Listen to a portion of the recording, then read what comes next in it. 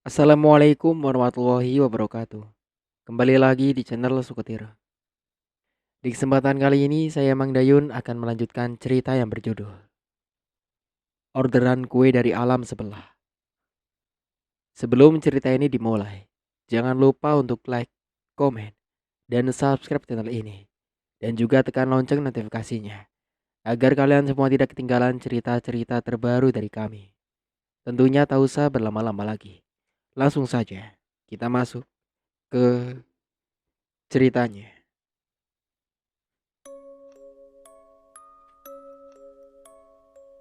Para tetangga sebagian juga masih ada yang berkumpul di rumah.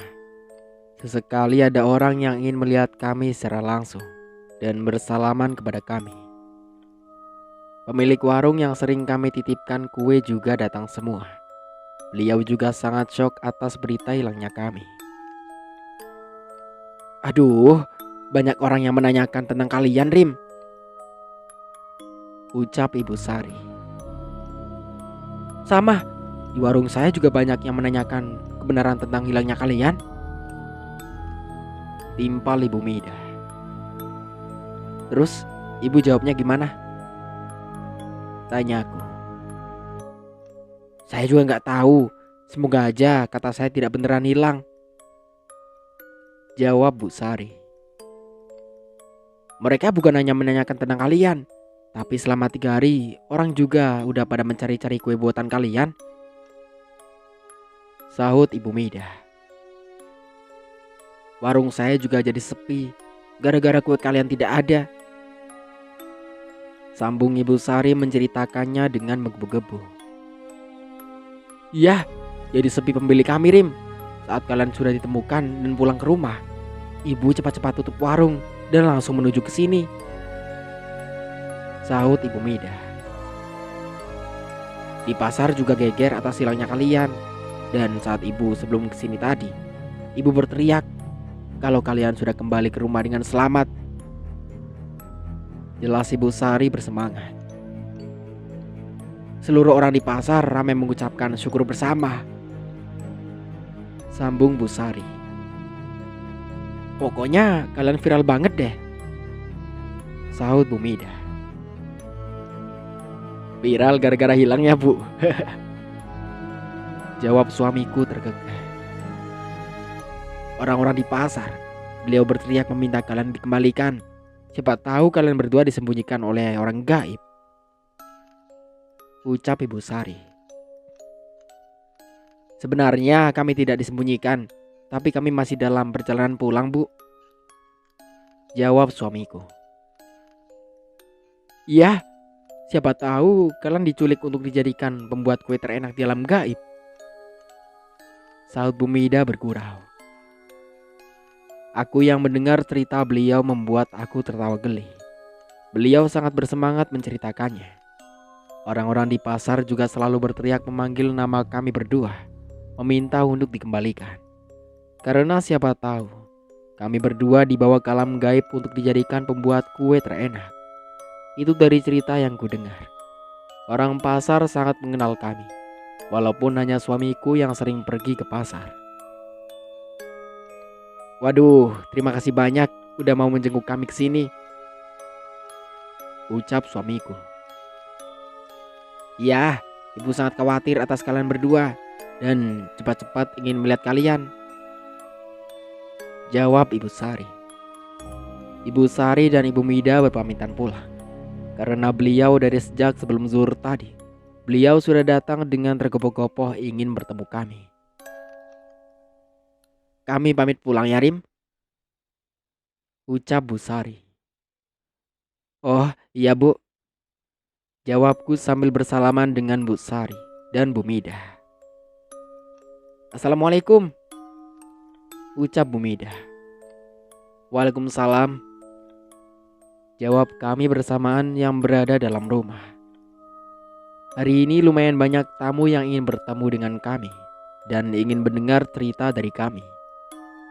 Pokoknya beneran sangat viral tentang kami, Pak Sutri yang hilang secara misterius. Dari tadi kami juga selalu difoto dan selalu kena sorot kamera HP dari mereka yang datang ingin bertemu kami. Bahkan sejak kedatangan kami di rumah tadi, orang-orang ramai mengambil foto kedatangan kami. "Ada oleh-olehnya nggak nih?" tanya Bibi. "Oleh-oleh?" tanyaku heran. "Ya, oleh-oleh," jawab bibiku.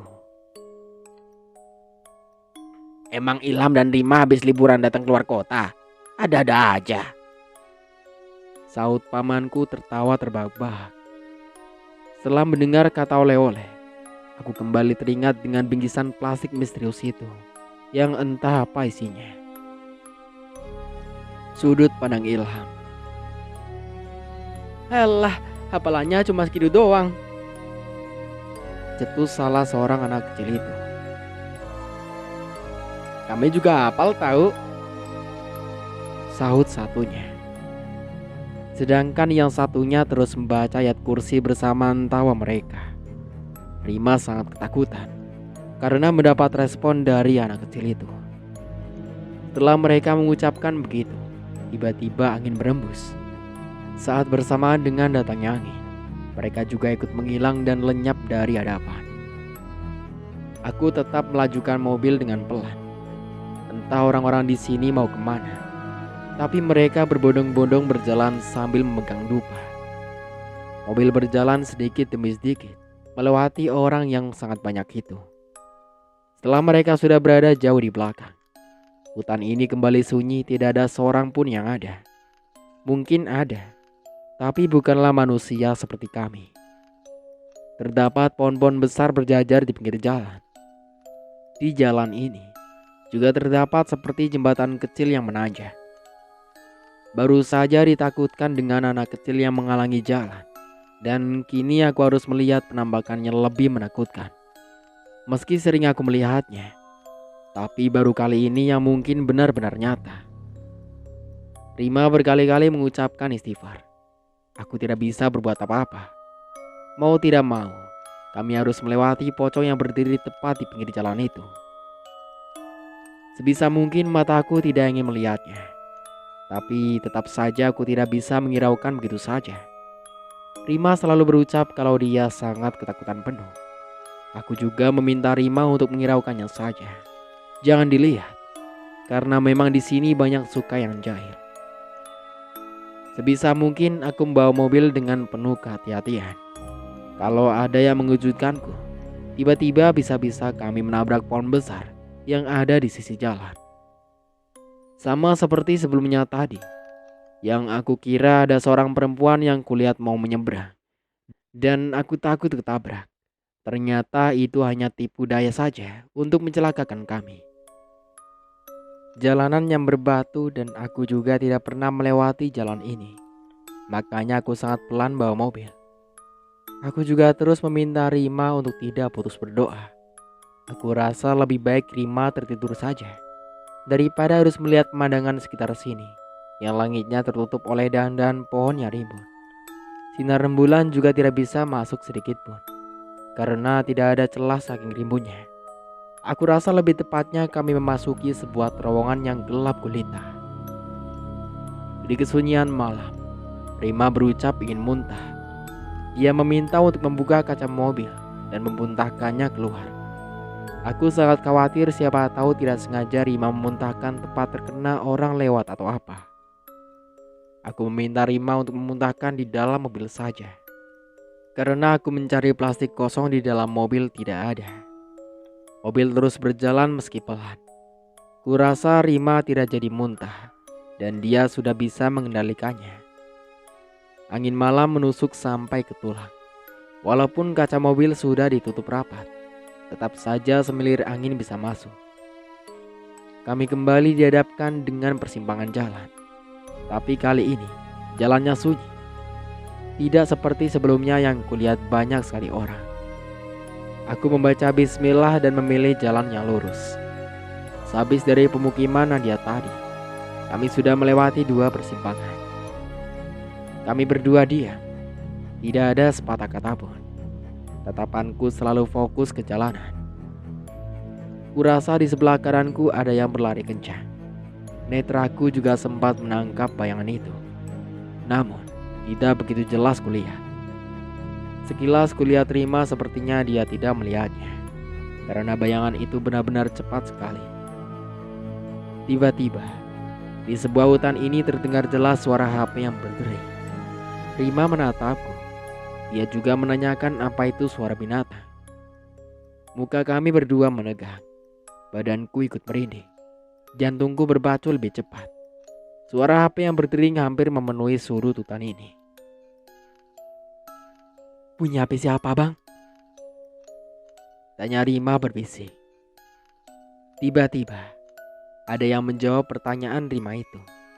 Padahal Rima sangat pelan sekali bertanya. Mobil pun juga terus melaju. "HP kami!" jawab seorang berteriak sambil cekikikan, seperti suara khas anak-anak. Kami dibuat pucat dan diam. Bukan hanya Rima saja yang kakinya gemetar, tapi kaki pun juga sama. Badanku membeku, kurasa sangat susah sekali untuk melajukan mobil, bawaannya serasa dibuat lemas. Padahal aku sudah berapa kali melihat penambakan, tapi baru kali ini yang benar-benar membuat persendianku lemas. Kuharap anak kecil yang menjawab pertanyaan Rima tadi tidak sedang berada di dalam mobil ini. Mataku sangat ingin melihat ke arah belakang untuk memastikannya. Saat aku ingin melihat ke arah jok belakang, tiba-tiba anak kecil itu sudah berada di depan dengan menghalangi jalan. Aku merasa bersyukur. Untungnya mereka tidak ada yang masuk ke dalam mobil. Mereka 3 orang anak kecil yang kulihat sebelum-sebelumnya tadi.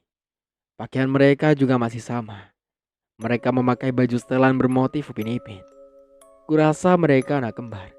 Dari wajahnya juga sama tirus-tirusnya. Putih pucatnya. Bola matanya yang hitam dan tajam. Mereka seperti enggan untuk memberi jalan. Mereka juga merentangkan kedua tangannya untuk menutupi jalan.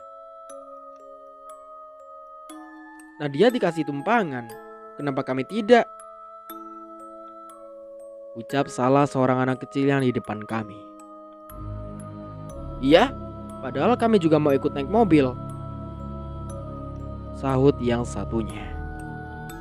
Sebisa mungkin aku menjawab dengan perkataan ramah agar mereka bisa memberikan jalan.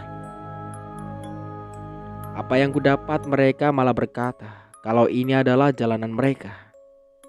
Aku diam, mereka juga diam. Kulihat mereka berbisik-bisik sambil tersenyum sinis. Entah apa yang mereka bicarakan. Lalu mereka berlarian ke arah semak-semak di sisi jalan sambil tertawa cekikikan. Aku kembali menancapkan gas mobil. Kuharap jangan ada lagi yang menampakkan diri di depan Rima. Aku sangat kasihan terhadap Rima. Wajahnya selalu tegang, dipenuhi dengan ketakutan. Aku meminta Rima untuk tidur lagi. Saat Rima tertidur, aku kembali terjaga seorang diri. Mobil melaju pelan, melintasi jalan berbatu yang di jalanannya dipenuhi dengan daun-daun kering yang beramburan. Mungkin hanya kami yang pernah melintas di sini. Baru saja aku dikejutkan dengan HP yang berbunyi. Tiba-tiba, Rima seperti kejang, kakinya mengentak-kentak. Tangannya juga ikut mengepal. Peluhnya bercucuran. Aku menggoyang-goyangkan badannya untuk bangun. Rima teriak-teriak minta tolong. Entah dia sedang mimpi apa. Aku sangat khawatir. Tidak ada yang diminta tolongi di tengah hutan seperti ini. Aku menghentikan mobil dan membacakan sholawat serta meniupkannya ke Rima. Peluh terus bercucuran sebesar biji jagung. Aku ikut menangis melihat Rima sepertinya dia demam. Ku pegang badannya saat panas. Saat terus ku goyang-goyangkan badannya, akhirnya dia tersadar dengan napas ngos-ngosan. Dia menatapku lekat. Sepertinya dia mimpi buruk. Tapi saat kutanya, dia tidak menjawabnya.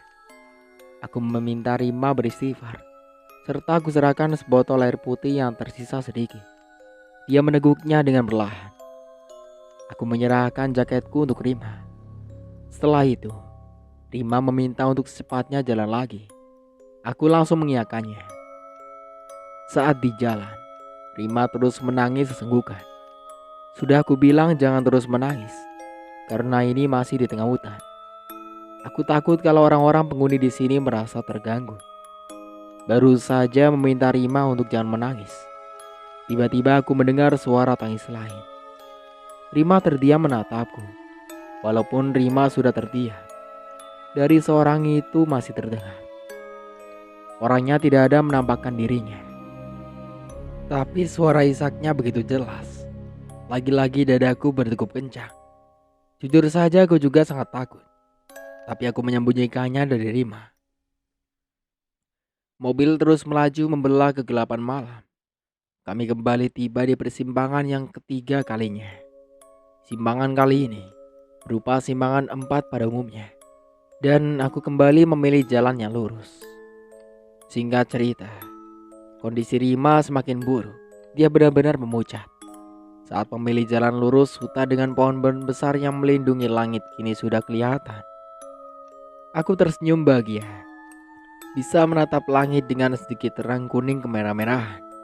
Aku terus menguatkan Rima. Kusuruh dia untuk menatap langit yang berwarna itu. Aneh memang. Sedangkan kami berangkat sebelum maghrib, dan baru saja kami melewati malam hari. Tapi kenapa di sini seperti langit berwarna senja? Aku menggoyang-goyangkan badan Rima, tapi badannya sangat lemas. Berbicara saja dia sangat pelan. Kutatap sekitar sudah tidak berupa pohon-pohon yang besar lagi. Di sini lebih banyak pohon kelapa. Aku sangat bersemangat untuk secepatnya sampai di kota. Serasa sangat lama sekali aku berada di jalanan ini. Di saat keadaan Rima yang mengkhawatirkan, tiba-tiba mobil mogok dan tidak bisa dijalankan lagi. Aku sangat panik. Rima menatapku dan menanyakan tentang mobil yang tidak bisa berjalan lagi. Aku mencoba tenang dan turun dari mobil untuk mengeceknya. Saat aku keluar, tidak ada apa-apa. Aku kembali masuk ke dalam mobil. Kulihat impar bensin menunjukkan ke warna merah. Di waktu itu, serasa aku benar-benar menangis tanpa air mata. Aku sangat takut tidak bisa keluar dari sini. Mana mungkin di sini ada orang. Kulihat sekitar masih hutan. Aku kembali masuk ke mobil dan memberitahu hal buruk ini, mengabarkan kalau mobil sedang kehabisan bensin. Setelah aku memberitahu tentang hal buruk tadi, Rima sangat takut. Tapi sebisa mungkin aku memintanya untuk tenang, karena kami berdua sudah keluar dari hutan belantara itu. Meski di sini masih hutan, tapi tidak seseram sebelumnya. Aku meminta Rima untuk berjalan lurus. Baru saja Rima keluar dari mobil, tiba-tiba badannya limbung hampir pingsan. Ternyata Rima benar-benar lemas dan tidak bisa dipaksakan untuk berjalan. Aku menatap jalanan yang berbatu ini dan menatap lurus ke depan. Samar kulihat dari kejauhan. Aku melihat seorang bapak-bapak mengendarai sepeda motor. Aku meminta izin kepada Rima untuk berjalan ke arah lurus. Siapa tahu di depan tidak jauh dengan pemukiman warga. Alhamdulillah Rima menyetujuinya untuk kutinggalkan sebentar. Semua pintu mobil dan kacanya kututup rapat. Aku berlari ke arah jalan yang kulihat ada seorang laki-laki yang menuju arah situ tadi. Ternyata di depan terdapat simpang 4 lagi. Dari jauh, aku melihat seorang bapak-bapak yang mengendarai sepeda motor tadi. Segera aku menghampiri beliau untuk dimintakan pertolongan.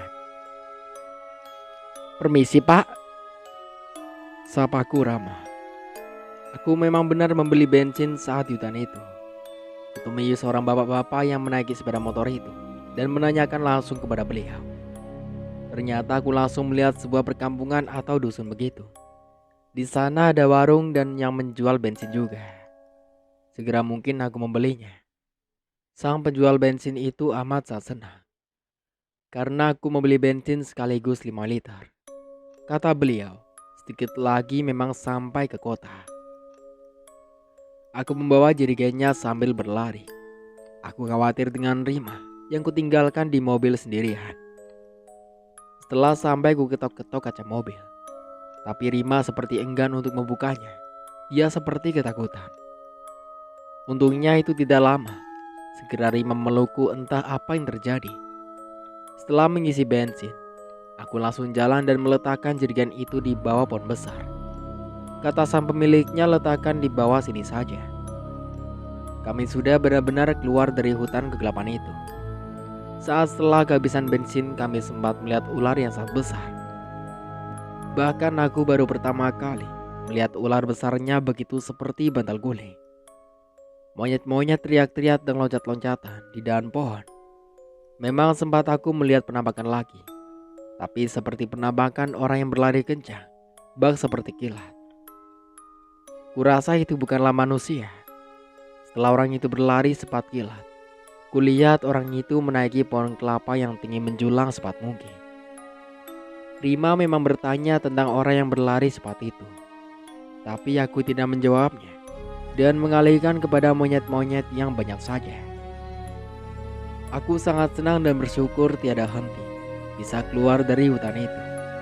Dan kini kami sudah sampai di hutan seperti pematang sawah. Suasana di sini lebih terang karena matahari masih ada, namun sedikit. Cahaya kuning kemerah-merahan menghiasi langit. Aku yakin ini sudah senja, bukanlah masuk pagi. Aku juga merasa pasti kami menghilang berhari-hari karena badan semuanya sangat lelah. Perutku juga berbunyi karena lapar baru terasa. Kami sempat berhenti sebentar di pematang sawah itu. Rima meminta minum. Jalanan ini tidak berbatu seperti sebelumnya. Aku terus melaju hingga tak terasa mobil kami berjalan di atas aspal yang mulus dan jalanan yang besar. Di sini juga banyak sekali orang yang berlalu lalang. Setelah aku rasa sadar, baru aku merasa badanku bersangatan letih. Mataku ngantuk, badanku serasa remuk, persediaanku melemas. Tapi aku harus kuat demi Rima yang juga tidak berdaya lagi. Aku sedikit linglung, aku lupa di mana rumah kami dan di mana jalannya menuju rumah. Aku berhenti tepat di depan warung. Suasana sudah senja. Terdengar suara azan berkumandang di mana-mana. Aku turun dari mobil untuk meminta bantuan. Aku berjalan menuju orang yang lagi di warung itu. Sekuat tenaga aku melangkahkan kaki dan berjalan menuju warung itu dengan tenaga yang tersisa habis-habisan. Aku selalu mengucapkan, aku harus bertahan demi Rima. Hanya Rima penguatku. Permisi, numpang tanya, di mana rumah kami? Tanyaku sempoyongan seperti orang yang lagi mabuk. Mereka menatapku aneh. Tentu saja aneh. Pertanyaan yang menanyakan alamat rumah sendiri. Istri saya butuh pertolongan, ucapku. Tolong, kami lupa jalan pulang, sambungku lagi. Salah satu orang yang di warung itu seperti mengenali wajahku. Dengan cepat dua orang laki-laki itu memintaku untuk ke mobil lagi untuk mencari identitas kami. Ada KTP-nya, Mas? Tanya orang itu. Aku menyerahkan dompetku langsung. Dan tiba-tiba aku ambruk. Penglihatanku menjadi hitam gelap. Orang-orang di sana menjadi panik. Kurasa ada banyak orang. Suara ramai yang memberitahu kami adalah Pak Sutri yang hilang secara misterius itu. Ini Pak Sutri yang hilang misterius itu. Plat mobil dan fotonya juga sama, ucap seseorang yang dari suaranya itu adalah perempuan. Iya betul, alhamdulillah. Cepat hubungi keluarganya, sahut seseorang lagi. Ternyata orang-orang sangat mengenali wajah kami. Foto aku dan Rima tersebar luas di sosial media. Aku langsung digotong dan dibawa ke rumah sakit. Telingaku masih mendengar dan bisa menangkap percakapan orang sekitar. Aku rasa kami dibawa pakai mobil kami itu juga. Ada seseorang yang menyetirnya. Rima, liriku. Tenang Mas, istri Mas kami bawa ke rumah sakit juga, jawab seseorang. Di saat itu juga, aku benar-benar tidak sadarkan diri lagi. Aku tidak tahu lagi dengan keadaan Rima. Samar ku dengar ada suara Rima. Aku mencoba membuka mataku sedikit demi sedikit. Rasanya mataku sangat kesilauan. Ada cahaya terang yang kulihat. Kurasa mataku tidak tahan dengan cahaya terang itu. Aku memanggil nama Rima lagi. Tapi yang kudengar ada suara ibuku, ibu mertuaku, dan suara Rima. Terdengar orang-orang di sini mengucapkan syukur. Pertama kali membuka mata, ternyata yang kudapati adalah ibuku. Ibuku menangis sambil memelukku, karena ibuku hanya memiliki aku satu-satunya. Tidak ada suami dan anak lain. Ibuku hanya memiliki anak aku seorang saja, sedangkan ayahku sudah meninggal lama. Kuperhatikan sekeliling, ternyata aku berada di rumah sakit. Rima tersenyum menatapku. Aku sangat bahagia melihatnya. Rasanya beberapa hari aku tidak melihat senyumnya itu. Setelah bangun, aku langsung mencari air minum. Tenggorokanku sangat kering dan haus sekali. Aku juga langsung dikasih makan. Aku memakan nasi sangat lahap sekali. Ternyata enak banget nikmat makan ini. Rima tersenyum melihatku makan. Entah berapa lama aku tidak sadarkan diri, tapi Rima sadar dari pingsan terlebih dahulu. Katanya dia sudah makan juga. Setelah mendengar penurunan ibu, katanya yang membuat kami pingsan ini adalah kelaparan dan dehidrasi hebat. Padahal aku di jalan selalu minum saja. Tapi kenapa dehidrasi berat? Setelah makan nasi dan perutku sudah sangat kenyang, aku diminumkan kopi pahit hitam itu. Aku meminumnya sedikit. Aku masih tak paham dengan kondisi kami saat ini. Setelah dirawat di rumah sakit semalaman, kami berdua dibolehkan pulang ke rumah besok paginya. Kami hanya sakit sebentar, dan itu pun hanya sakit kelaparan dan kehausan. Kami dijemput paman, sedangkan mobil kami diantarkan orang tadi malam juga ke rumah. Saat tiba di rumah, ada banyak sekali orang-orang yang datang. Sorot kamera HP tidak hentinya memfoto kedatangan kami. Aku merasa malu karena viral gara-gara menghilang ini. Aku juga diwawancarai, tapi aku hanya menceritakannya sedikit saja. Ibu mertuaku sangat senang kami sudah kembali dengan selamat. Dan begitulah akhir dari ceritanya. Semoga dari cerita ini kita bisa ambil hikmah dan pelajarannya. Jangan lupa untuk like, komen, dan subscribe channel ini. Dan juga tekan lonceng notifikasinya, agar kalian semua tidak ketinggalan cerita-cerita terbaru dari kami. Oh ya, bagi kalian yang mempunyai cerita horor atau misteri, bisa langsung DM akun Instagram saya yang sudah saya sertakan di link deskripsi. Sampai jumpa kembali di cerita baru berikutnya. Saya Mang Dayun pamit undur diri. Kurang lebihnya mohon maaf. Wassalamualaikum warahmatullahi wabarakatuh.